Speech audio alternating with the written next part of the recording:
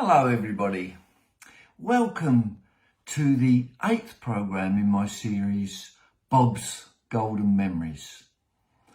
And this time I'm going to take you, always have to take you back a long way, don't I? Well, that's an age thing, isn't it?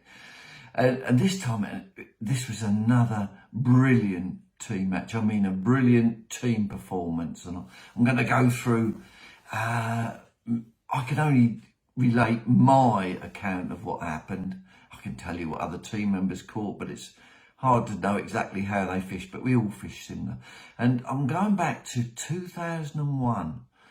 That was the World Championships on the River Seine in Paris. Absolutely beautiful city, Paris. And the River Seine, massive, wide river. It was a lovely place to hold a World Championship because the river's wide, really wide, massive boats on it. And it doesn't matter how much you fished it, it wouldn't make any difference to the fishing. It wouldn't deteriorate the fish. There wasn't that many fish to be caught. There was bleak in virtually every peg. I should think there was odd bleak, not big massive shoals, but there was bleak, hard to catch. In France, I suppose they're used to the French anglers with all their fine tactics fishing for them. I think there was virtually fish in every peg. Well, there was fish in every peg, and it was. I mean, the Seine is a deep river as well, fairly powerful, fast, and the flow used to fluctuate a bit, sometimes moving hard, sometimes slower. And it was the fish in there was. I can remember Will in one of our practices, early practices, catching a catfish about. It must have been 16 pound, a massive thing. Sean netted it for him, and it was a really big fish. There was big tench. There was some good quality roach, some really nice roach. All the usual fish, perch. There was quite a few perch. I suppose the main species was odd roach, perch. Some eels, which we discovered later on. I'll tell you about that, because the French didn't know about catching those. That was our secret weapon, really. Let's go through the squad first, and then I'll tell you about how we... So there's a squad. It's not very good. The one on the left is me. Right on the top left is myself. And then we had Stu Conroy. Had been in the team for, I think, about 3 years then. I think Stu had been in, the year before anyway. And who is next? Then there's William. And then we've got Alan. I think it's Alan. Looks like Alan. And who's on there? Who's the last one? Oh, and Sean. Sean Ashby, this was his first year. And he'd been put in the squad for experience, and been told that he wasn't going to fish. Poor Sean. I feel sorry for him, but that's how Richard works it sometimes. And then at the front, who have we got at the front? Oh yeah, there's Stevie Gardner, and along with the two park managers, bank runners, whatever you call them, runners, Mark Downs and Mark Addy. And the Eiffel Tower in the background. That was after we'd won. That's the only picture I've got of the squad. So that was the team. The team was Sean Ashby, who was told that he would be there for experience. Which sometimes when you've got a squad of 6 and you're practicing, and you can get dropped from the team if you have a bad performance. You're not that you don't tell everybody everything, but you're not so, I mean, if you know you're in the team, then you can experiment and don't worry about, I haven't caught anything today, well, I'm not going to be dropped. So you could experiment. I think it's great to name 5 anglers, not so good for the one that's going to be a runner. Better for the team if you can do that, but that doesn't always work. But this is how the situation was, so it was good. We could actually experiment and try things out without worrying that we're going to be dropped from the actual team, because you always want to get in the team. We knew we were in the team, which is a great feeling. So we went out 2 weeks beforehand without the managers. That was, I travelled with Sean. I forget what car I had. Might have had a nice loan from Vauxhall. That's what I usually got, a nice big Vauxhall car. I might have had my Mercedes. I don't know. All got an itchy ear. So Sean and myself travelled together. I got to know Sean then, really. Probably first time that I really got to know him. And then Stevie Gardner and Will travelled together. And then there was Alan. Who would Alan have travelled with? Oh, he travelled with Stu Conroy, yeah. Alan, Scott Horn and Stu Conroy travelled together. And we went out a week beforehand so we could experiment and practice. And in that first practice week, it was good because it was Stevie who first found out that our method of fishing a big float, big floats, Stevie nicknamed it Big Bertha, and they were fishing big flat floats and holding it on the bottom over depth. But the main thing is, it's always feeding, isn't it, with fishing? The main thing was the feed. And the feed, and we found there were some eels to be caught, eels and perch. And when you're fishing for this type of fish, particularly eels, they don't really like ground bait. They prefer just the smell of the bait, and soil is a good. So we were using a census Tierde River, which is a very, very heavy lean. God, that took some, and something like probably 6 kilo in a match, probably 6 kilo. And so they came in big 2 kilo bags. You had to riddle it because it was a bit lumpy. So you put it through a mat. That was, and then we sort of just sprayed water on it, not too much, because otherwise it just turned. And I've done that as well, turned into a lump of mud you got in your hand. So you just spray it with one of these aerosol sprays and get it damp, and then riddle it again. And it was hard work pushing it through the riddle. But that's, if you got that texture just right, that amount of dampness, you could squeeze a ball and it'd go boom, straight in the river and down, thump. So that was, and our plan was to fish with these big floats like this. Yeah, Stevie nicknamed them Big Berthas. This particular one is that's a 40 gram Milo flat float. Look at that. Big Berthas we nicknamed. There's a shotting, look how we shotted it. That was there, 10 gram, but there's a piece of silicone running through there to stop the line getting damaged, but they're 10 gram shots, actually, that you could squeeze, put them on and squeeze, ever so easy to do. So there's 3 10 grams. There's an 8 gram there. It's a smaller shot there. And then it looks like I've got an AA, just one AA dropper there. So I kept it pretty basic, and I would have shotted it up so that's pretty close. That bolt would be pretty close to the bottom. Yeah, and Stevie discovered that feeding with this, we could catch 1 or 2 big eels and odd perch.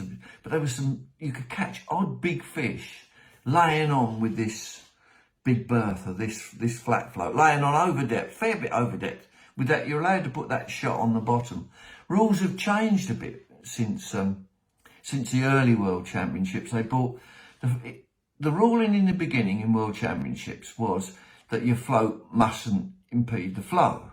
Nothing about overshotting at all or anything. This is in the early days. And then, so it really meant you couldn't stop your float at all, which is stupid, isn't it? And flat floats came in, and then they brought another rule in that the float mustn't be overshotted. So with all the weight on it, the float mustn't go under. It could just stay just above with all the weight. If you shuttered your float up, and as long as it stayed above, even with the dropper, you had to include your dropper on it as well. As long as it stayed above, then that was okay. You could fish that. So we fished with the bulk and then the dropper on the bottom, and then and you're allowed, I think, something like 10% of the weight on the bottom. No, you couldn't fish with the bulk on the bottom because that would be like ledgering, wouldn't it? So you couldn't do that. But you'd have that bulk pretty well down, and you'd have to fiddle about with that a bit. And we had a great first week, not catching many. As I said, it was a big, powerful river, and not many fish, but it was okay. You could always catch an odd bleak running through with about a 2 gram float, running through just about a foot off bottom with a single bloodworm usually. You could get after your initial balling, when you initially ball a load of feed, it's going through the water. You get a bit of cloud, and you will get activity from bleak, usually fairly immediately. So that was, you know, we'd really worked out our team plan, but we didn't want, of course, after the first week, there wasn't many people there watching. Then you get official practice, but we didn't want to let the other teams know this. I mean, this was brilliant. This was brilliant. This big flat float, and you'd fish. Didn't have any bump bars in. I think I had a rod rest with a rounded one where I could drop the pole in and I could angle it round exactly where I wanted to fish and just hold it. Bump bars weren't invented then. You're not allowed to use pole cups then either. I think I'm guessing pole cups would have just yeah, they would have been in then 20 years ago, wouldn't they? But they weren't allowed to use them anyway. So you'd lay this big float on, that shot on the bottom, and you just sit there holding. Quite an easy way to fish. You have your pole tucked between your legs, and you just sit there. It's quite comfortable, and you wait until you watch your float, boom, and it'd go. Then you'd count to 3, and they go wallop like that, and you'd get odd. But there wasn't many fish to be caught, and you could also catch, we say, like an 8 or a 10 gram round-bodied float. Once again, shotted right down. I couldn't do my overshotting. I was lost, really. Well, I wasn't, but and you could run it through over your baited area with. For roach, we were on like a 16 hook and 2 or 3 bloodworms running it through. With the big Bertha float, we were on 12 hooks and with either a big lump of worm or 10 bloodworms and a maggot and, you know, big baits for big fish, for the bream. Oh, there was quite a few big bream in there as well, but only odd ones. You would never get a shoal of bream that you could bag up with. So it was just an odd bream, lovely. It was a challenge, a real challenge for difficult fishing because of the power of the flow, the depth between, I'm guessing between sort of 3 or 4 metres and up to 5 metres, 5 or 6 metres, some deep, but it did vary a bit. The sections varied as well. There was one section, it was on a really, we were about 4 metres up off the water. You put your net down and there'd be like about that much of your net if you've got a 4 metre net in the water, hardly anything. And that was, and Stevie couldn't swim and he was terrified. Will you imagine? You got steep, like when it was concrete, steep banks where you drop straight down, and there was talk of him. And I think he really wanted, there was talk of him going to get a life vest. So he did. I can imagine him fishing with a life vest on, huh? But there was talk of that, honestly.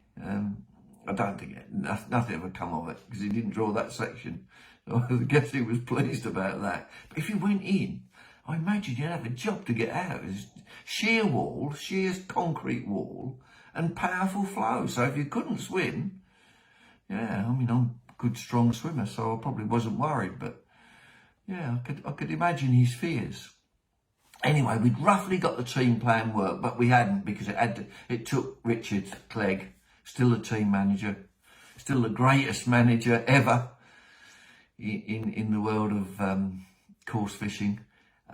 And plus he had Mark Downs helping him, he was very good as well. Mark's a particularly good bank runner, really is aware of what's going on. And Mark had fished in World Championships as well. Bit young really to become a runner, wasn't he? He probably would still get in the team.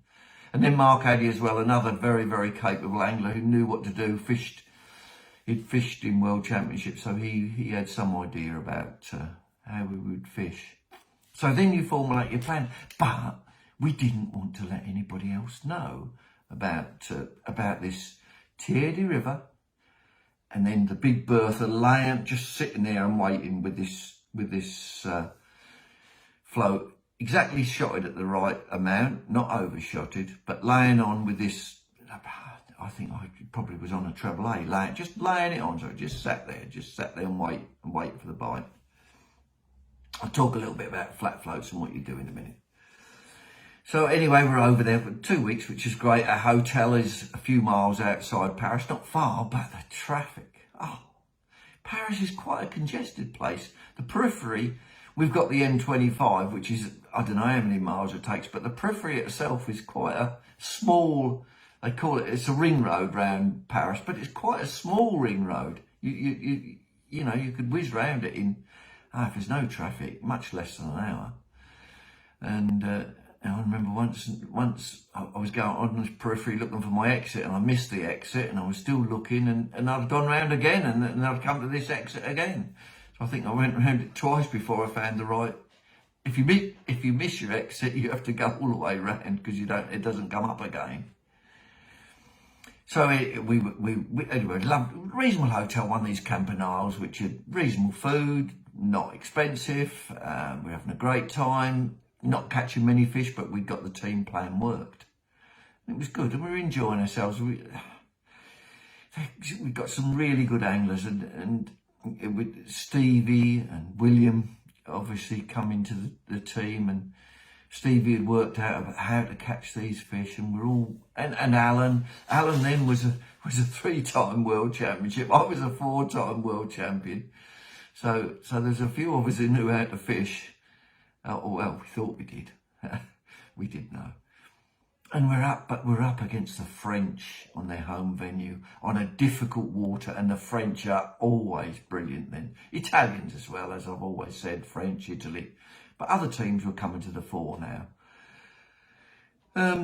So we get official practice and no pressure. The first time ever in official practice that I've never had pressure, because I knew I was in the team. Everybody knew, so we could experiment and we kept it quiet about these big fish. We caught 1 or 2 big eels with this big Bertha float. We caught odd roach, but sometimes, I never had a blank any day, but sometimes you only caught 1 fish or 2 fish. If you'd have fished for bleak, you'd have probably always caught 1, but we didn't always fish for them. But even they weren't that easy to catch. They were quite difficult, different to normal, and I'll tell you how my match went. So match day comes, and we know the team. I've drawn. Where did I draw? God, it's so hard to remember. Where did I draw? Day 1. Oh, day 1. I was in C section. C.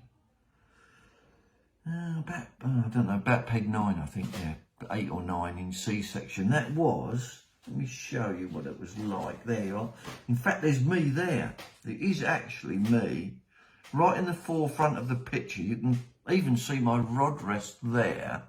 But that's what my section was like on day 1. See all that concrete there?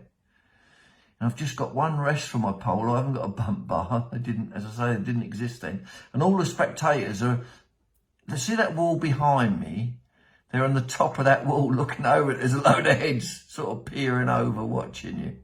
And then you get the manager could walk along that bit, but you'd have to jump over things. And you only get, it's a fast flowing river, and you only get 10 metres each. So you can't, there's no other method to fish. It's the fast flowing river. You can't fish a slider, can't fish anything else that's going through too quick. You got to hold it.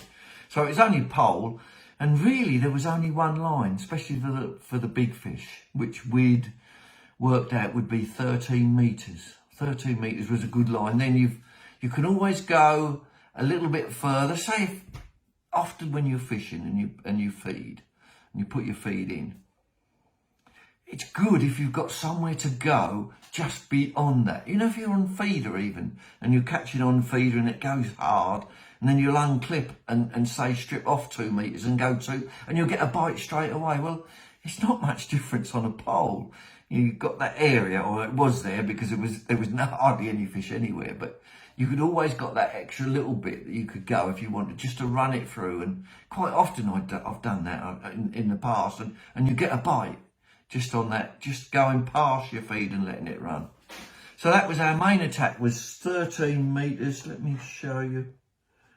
There, if you can see, that's our initial feed. There's me there, and there's with my initial feed. Yeah, there's C9. Yeah, that's where I drew. That's on my tabard, and there's about 15 balls there, big balls for initial start. Our ground bait, mainly ground bait, with a little bit of joker. I'm trying to think of what the bait was. It had been it's been a sense, because Sensor's used to sponsor most of the teams, and it had been Sensor's Roach, or it would have been quite a coarsish, stiff mix, so that your ball is really squeeze them tight, throw them in. But a little bit of Joker, not overly, not a massive amount, because there wasn't many fish. Few pinkies, few casters, because casters, anything that perhaps might keep a bream just hanging over that feed area, you never know, do you? And in the World Championship, this was still 3 hours over 2 days, and you get your pre-baiting period was only 5 minutes then. I think, yes, 10 minutes then. No, it was only 5 minutes. So you got your pre-baiting, and that was it for us, pre-baiting wise. Did nothing else, just 15 balls, 13 metres. If you throw your ground bait, you just have to try and work out, you want to run over your ground bait. So you want to just slightly downstream, unless it's really pacey, and then you work out, well, if you throw your ball there, it'll finish up. But big, heavy balls, you'll be amazed, even in fairly powerful water, they virtually go straight down. If you're talking about a big, heavy ball of ground bait, it virtually goes straight down. To sort of work it, so a little bit down, so that when you lay your float in, just slightly upstream of you and run it through, you're going to run through over your ground bait, and then there'll be bits of it that drop down the water. So 15 balls in. That's how we started. I'm looking to see if there's any more pictures for you. So that's how it started. So I've drawn this C9 on first eight. Now, our team tactics were feed.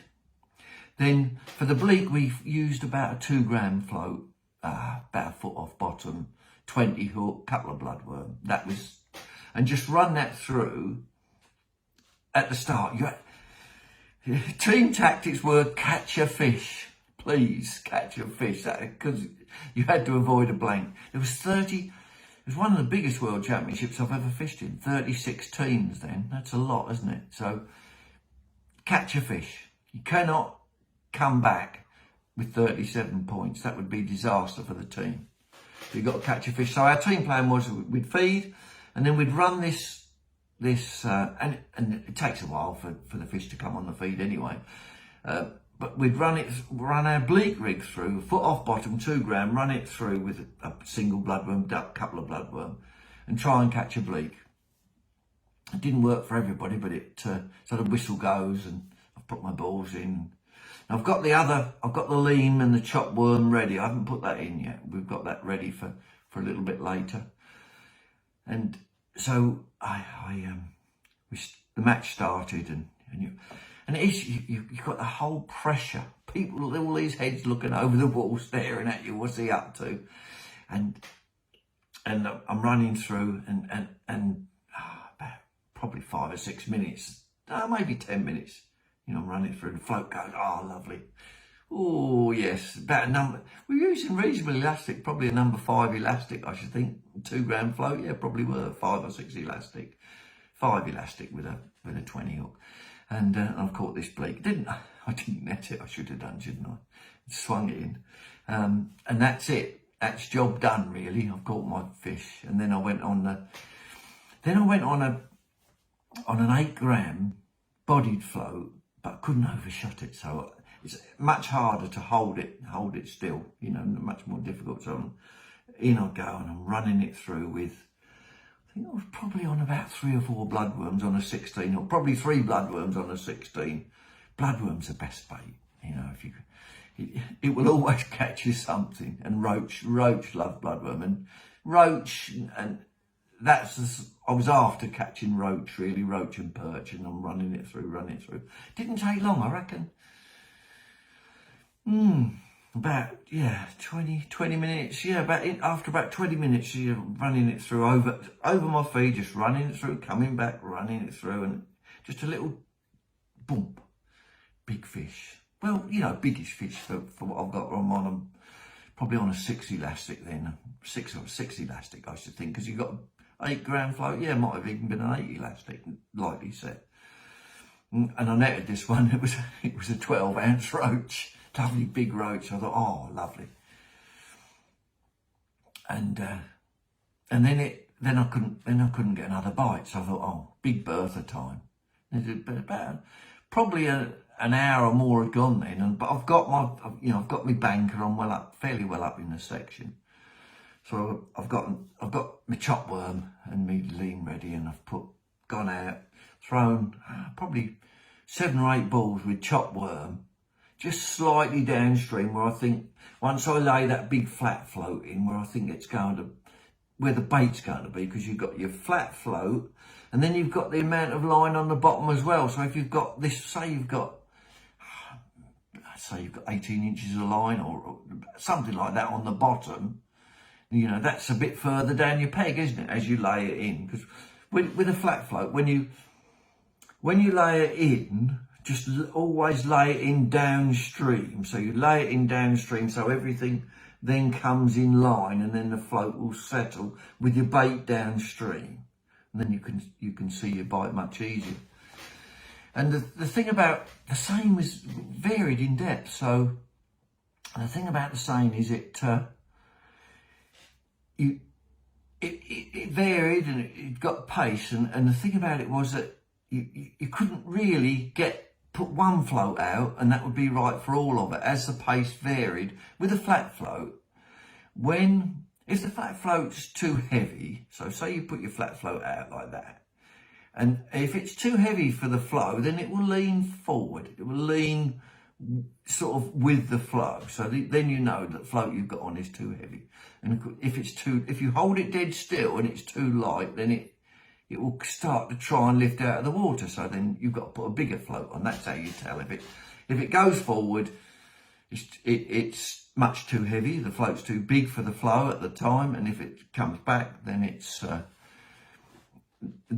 not heavy enough. And the difference between, if you put a flat float in and run it, you can fish a much smaller float and keep it level. If you can just run it, so you put a flat float in, if you run it at half pace, you can get away with a much smaller float than if you wanted to hold it dead still. So you had to work these things out as you fished, which we always do.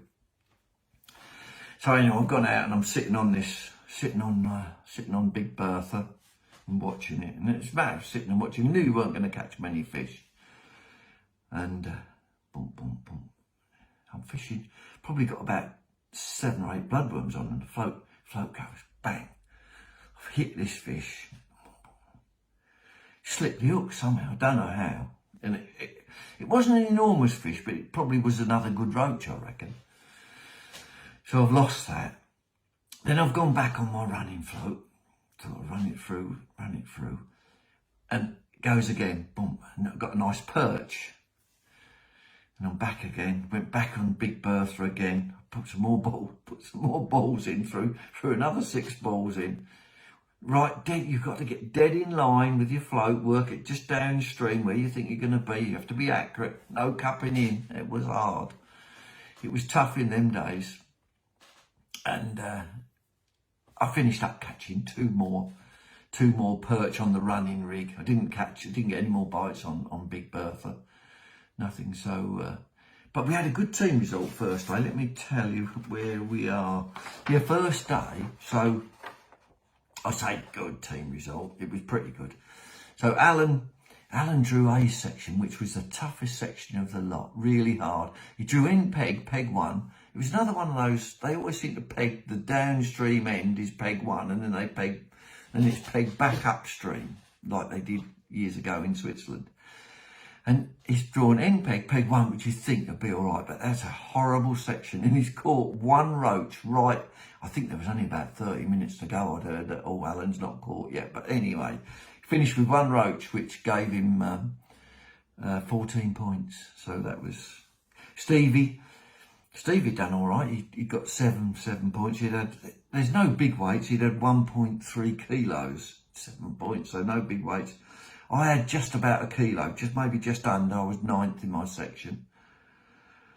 Will had 690 grams. He was on that high bit where Stevie didn't want to go with it, where he needed a life vest. He got 8 points. And then his section was Stuart Conroy, and he was 11th. with 390 grams. So you can tell you didn't need many fish really. As I had probably second top weight in the team the first day, which is tough, horrible really, wasn't it? But we got 48 points and we were third or fourth. We'd avoided the real disaster, so that was good. And it was the next day that really brought us up, and I'll go through that as well. Oh, that week, I forgot to tell you, that week when we were practicing, just the week of the official practice, was on the Tuesday, was the day that the Twin Towers were attacked, 9/11.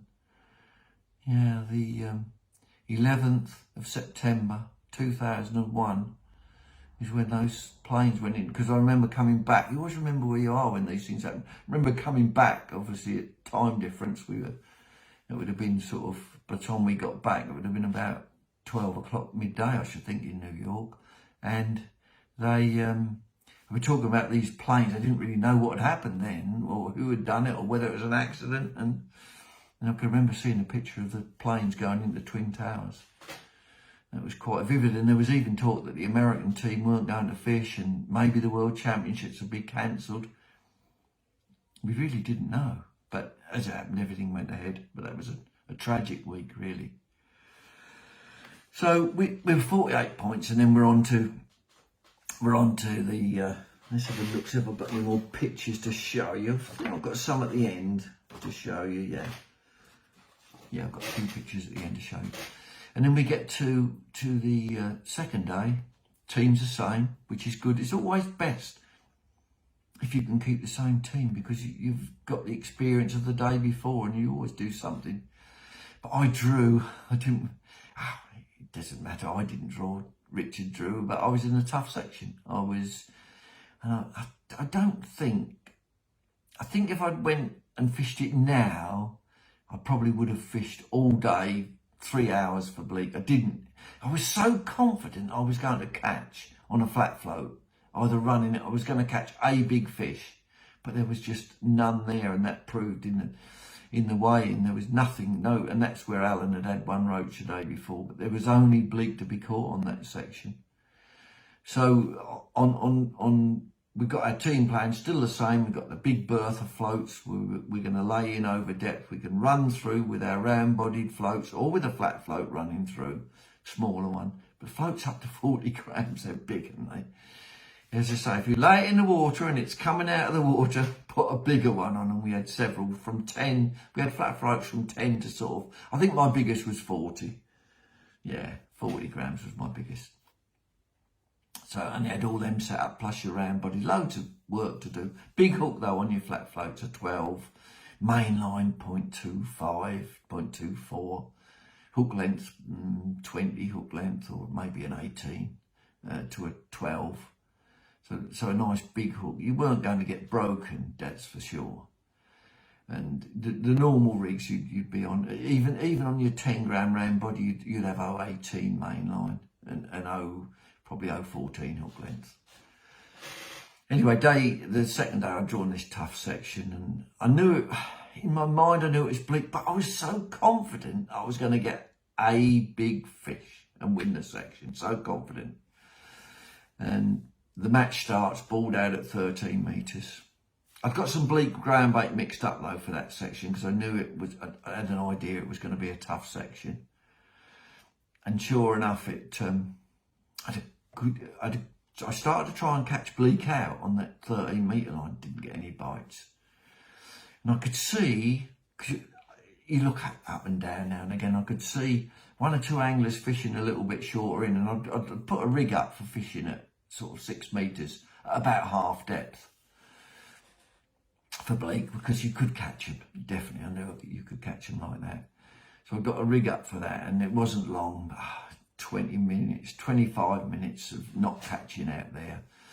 I went on my bleak rig, which was still a reasonable size float, but not a 2 gram, I reckon a gram and a half, at half depth, so probably 10 foot deep, with a small hook, 22 hook. I think I was, do you know what, I think I put double joker on. I think I was fishing with double joker, not even a bloodworm. He was running it through. I'd got some more cloudy ground bait made up, even though it was running. I've got itchy nose now, got itchy everything. And then, so I was throwing it with bleak. Now, bleak are always on the move, but you've always got to be feeding something. They won't just sit and wait. They will move to wherever feed is coming in, and they'll always feed. And sometimes, of course, it's France, so they're difficult to catch. So I started to feed a small ball of sort of cloudy, holding it so it went down a bit, but mainly cloudy with just a few joker in it, double joker on the hook, and then I was starting to run through. And I was catching odd bleak. It was hard. And then halfway through the match, I thought, I'm going to have another go. I'm going to catch one of them big ones. And I didn't put Bertha out this time because I didn't think that would work there. I had more of a ground bait theme with double bloodworm, triple bloodworm to try and catch a roach. And I had another little go running it through, holding it, trying to hold it, and couldn't catch. Come back in and one or two more bleak. I only finished up with 13 bleak. But the Frenchman, Fougier, who's a brilliant, really is good, I think he had 15 bleak, so he had 2 more bleak than me, and he probably fished it most of the match. So it wasn't a bad performance on my part. But I finished up having to fish for bleak most of the match, catching 13 bleak for, dare I tell you the weight? Let me have a look. 250 grams. But that got me 9th in the section, so that was okay. Stevie had done brilliant using his Big Bertha method. In fact, there was quite a bit that happened then. He was fishing, he finished 2nd in his section with just under 2 kilos, but he caught 3 or 4 of these biggish eels with the Bertha method, throwing in which nobody else knew about. So in fact, he had one that went out of his zone, and it was he had to put it in another net, but they disqualified it. But he still finished 2nd in his section, so that was a brilliant result. But I think Stevie and Will had it really probably worked out more than any. And Will, well, he's just brilliant anyway. He knew exactly what to do. And Will, that proved it. What did Will have? Yeah, he had top weight in the match, and he won his section, so 1 point. That's a fabulous result. He drew C section, and 5 kilos something. He had a bream, one of these sort of like near 2 kilo bream, plus a couple of eels, and just a fabulous result. Fishing the Bertha method, so there's 2 of them that have caught on that method. Putting it in over depth, holding it, just hanging on to it. Get that bulk right down. The more you have the bulk up, then the more your bait is going to lift up in a big flow. So get that bulk. You have to get that bulk as close to. What was I using? I was going to show you what I used when I was plumbing up, but I can't see it. I use one of those big clip-on plummets. Don't know what I've done with it. Yeah, can't see it. It was here somewhere. But one of those big clip-on plummets, and if you clip it on your bottom shot on your flat float, your bottom, if you want a shot on the bottom, then you don't clip it on that. You clip it just on the shot, say where your hook length joins there. And just clip it on there and drop it in. And if you just drop it and then shot it so the float your tip is just showing, then you know your bulk's going to be very close to the bottom. Then you can mess about with it a bit. You mustn't have your bulk on the bottom, but you could shallow up a little bit and see if you can get bites better like that. And then you've got your dropper there. On Bertha, we had a dropper actually on the bottom, just to hold it, just to keep it pretty still. Because, as I said, the eels don't like ground bait. They respond, so the smell of the worms, the ground bait didn't disguise that at all. Eels have got the poorest eyesight of any fish, and they will come exactly on smell, but they can move. They can probably come, I reckon, from at least 100 metres downstream. So if the river's flowing and you've fed that smelly chopped worm, those fish could finish up in your peg, maybe 2 hours later. They might not be there at first, but the smell, they're attracted by it. They've got a terrific sense of smell, and that's why they would come into your peg. So and Will and Steve both done brilliant, and and Stu Conroy as well, fantastic. He caught all. I think he caught all bleak. He couldn't have caught all bleak. He had a kilo anyway, and in one E section, he was on E section, so that would have been that would have been one of those steeper sections. So we had a brilliant. The second day, we had a total of 19 points, fantastic, and there was 19 points added to our other one, and we won the World Championship with, what did we win it with? 68 points total. France was second with 72, so we beat the French. We did have a fantastic team then. Some new anglers coming in, and today there's still two of them in the team.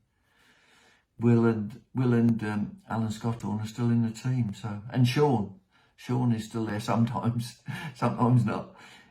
Italy. I told you, England, France, Italy. That's it. England, France, Italy. And that was then, and it was like that all the time.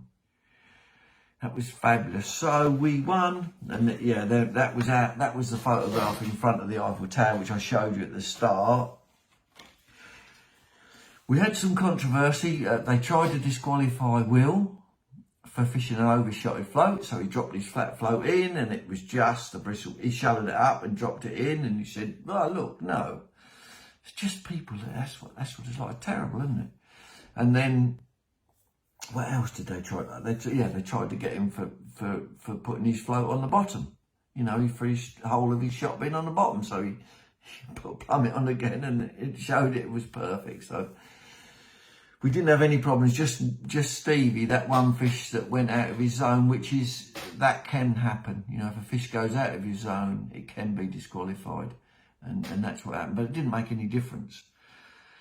And so England won the World Championship on the River Seine in Paris, France, 2001. And that was another wonderful team win for England. I mean, really fabulous to do that. We definitely were, even then, world beaters, and everybody recognised it. But what won us that? I think Stevie discovering how to catch, and that's what team fishing's all about.